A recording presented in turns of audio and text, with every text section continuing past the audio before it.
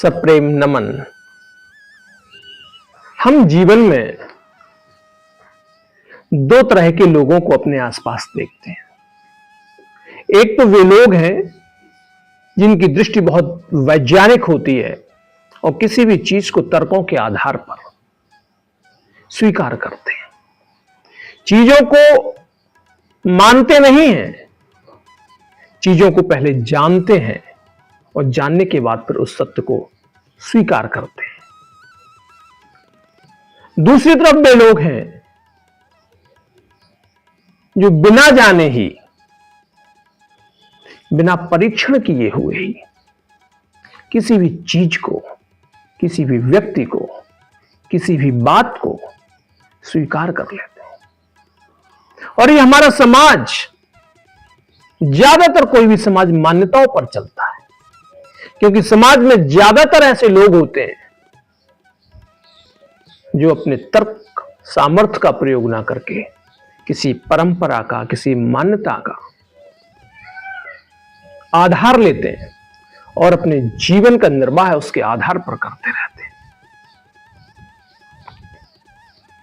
तो समाज में देखने में आता है तो कई बार जागरूक लोग भी सत्यों को परीक्षित करने के बाद भी कई बार ऐसी स्थितियों में पहुंच जाते हैं कि जिसका उन्होंने परीक्षण भी किया है, परीक्षण करने के बाद भी उसमें कोई ना कोई दोष को वो बाद में देख लेते हैं। अर्थात मनुष्य की एक सीमा है किसी भी चीज को समझने की, परखने की। इसका अर्थ यह नहीं है कि हम चीजों को देखेंगे नहीं, समझेंगे नहीं, परखेंगे नहीं। हमको देखना है, समझना है, परखना है, लेकिन अपनी क्षमताओं की सीमाओं को भी हमें स्वीकार करना है।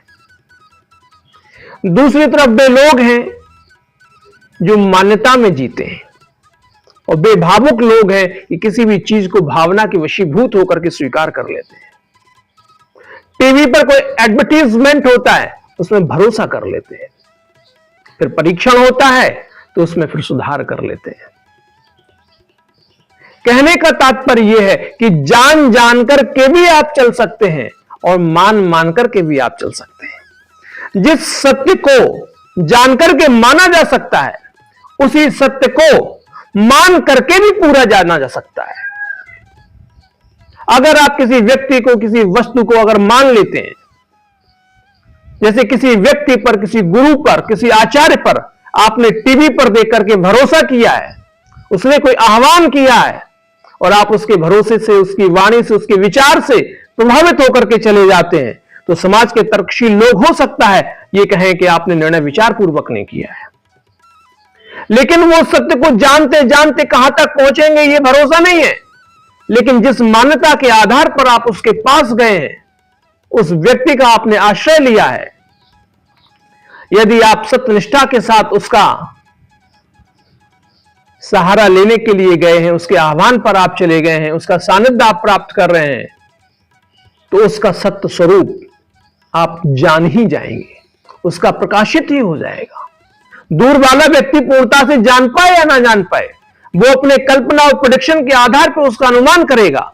लेकिन आपने उस गुरु का जिसका आश्रय लिया है, जिस व्यक्तित्व का, जिस नेतृत्व का आपने आश्रय लिया है, अगर आप पूर्ण मान्यता के साथ अपना जीवन उसके साथ जीने का प्रयास करते हैं, तो एक समय बाद निश्चित रूप से उसके जीवन का, उसके चरित्र का, उसके आचरण का सत्य आपके सामने प्रकाशित होगा, तो कोई भी तथ्य आपसे छुपा हुआ नहीं रहेगा।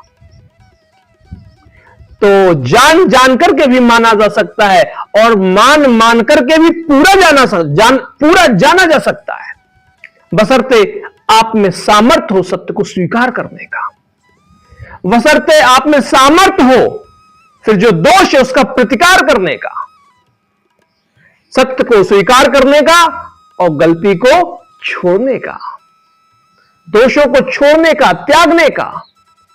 तो दोनों ही पथ आपके जीवन के उत्थान के क्रम में साधन बन सकते हैं, सत्य के दोनों ही साधन बन सकते हैं। इसीलिए हमारे पूर्वजों ने, ऋषियों ने शास्त्रों के माध्यम से एक जिज्ञासा दी, एक तर्क दिया, सत्य का अन्वेषण दिया। दूसरी तरफ सामान्य व्यक्तियों के लिए जिनमें तर्क की जगह भावना प्रधान लोग हैं, उनको मान्यता दी, एक संकेत दिया। तो दोनों का हम सही रूप में प्रयोग करेंगे और अपने आग्रहों से मुक्त होकर के उसी परम सत्य की दिशा में आगे बढ़ेंगे। ओम।